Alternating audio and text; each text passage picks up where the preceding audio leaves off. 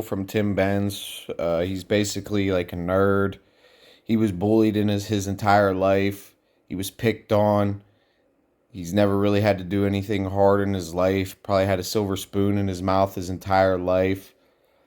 And he's just a hater. That's what he does. He's a hater and a slanderer. And he's like one of the main reasons. This garbage organization right here, the Trib, conservative, media outlet.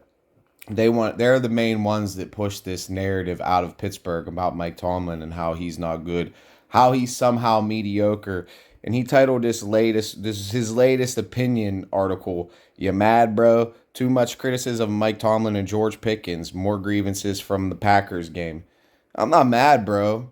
We're not mad, bro. I'm not mad because I'm the one pushing this shit, the anti Tomlin haters. Like, I've been pushing back against this shit, man, and it's just sad. Some people think I'm being too hard on Pittsburgh Steelers coach Mike Tomlin.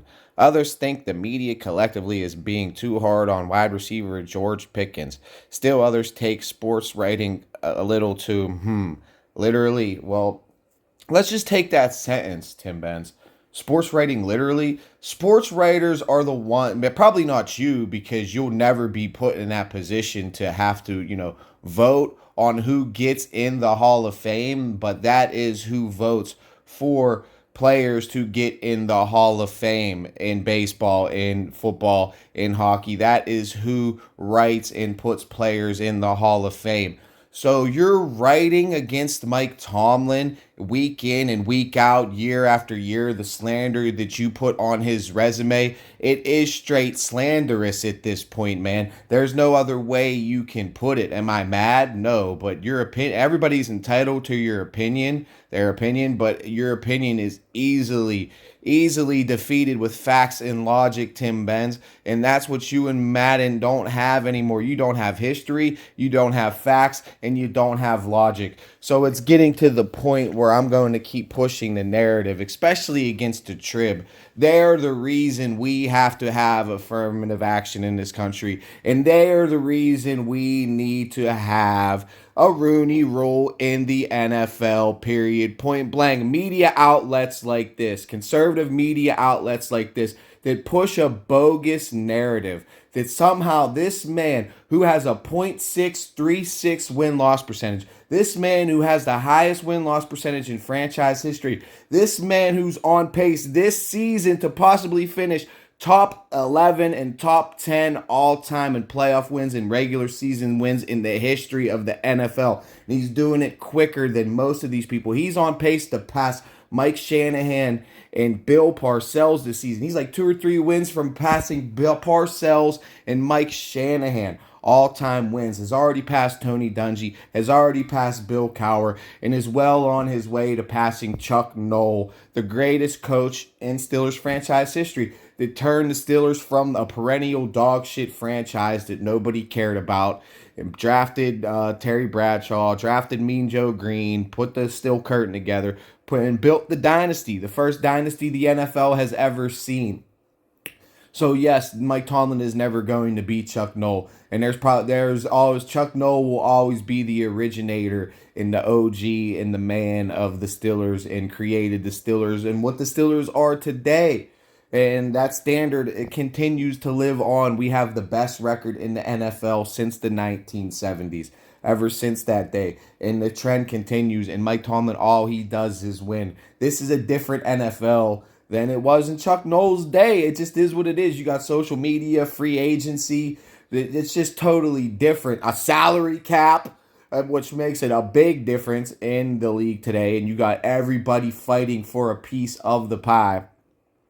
So no, we're not mad. We're just tired of people like you, Mark Madden, who literally get paid. You get paid to do this job, and there's people, and you have absolutely no integrity whatsoever. You will do absolutely anything to get a story and get a click on your garbage ass news organization and to read your garbage ass articles. I mean, so much that nothing.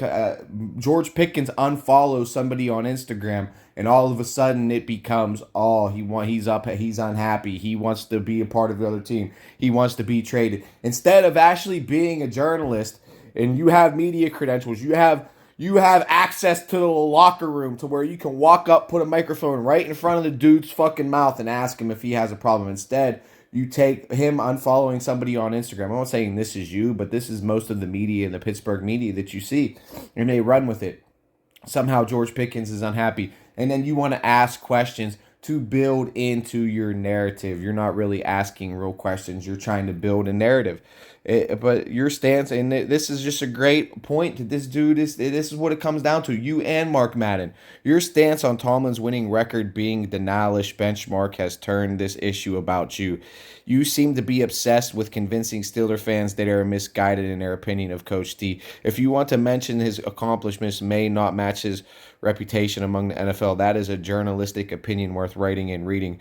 But to throw it in the reader's face when in what seems like every Steelers article is making it about you. Having fans find some kind of consolation in competitive season is natural. Yeah, the Pens did not make the playoffs, but were they not least the Flyers? Just move on. You made your point.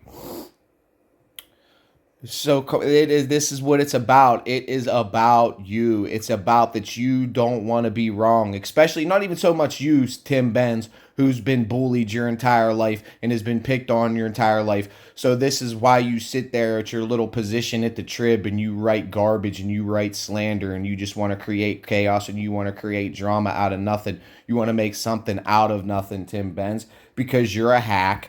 Just like Mark Madden is a hack. This isn't, yes, players take this literally. Yes, fans should take this literally. You writers are responsible for enshrining these people in the Hall of Fame. And at this juncture of all junctures, like Mike Tomlin is a surefire, bona fide, you can't debate it, Hall of Fame. You're a good hill job. To make yourself look like a complete idiot and a complete moron, is that your goal, Mark Madden, is to be a hill? This isn't WWE. This isn't fucking the WWF.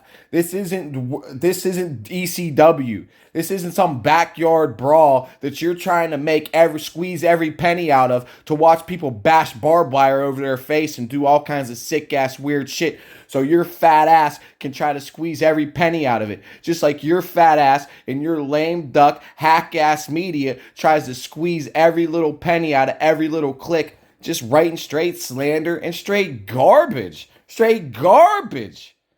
Garbage. Garbage, bro.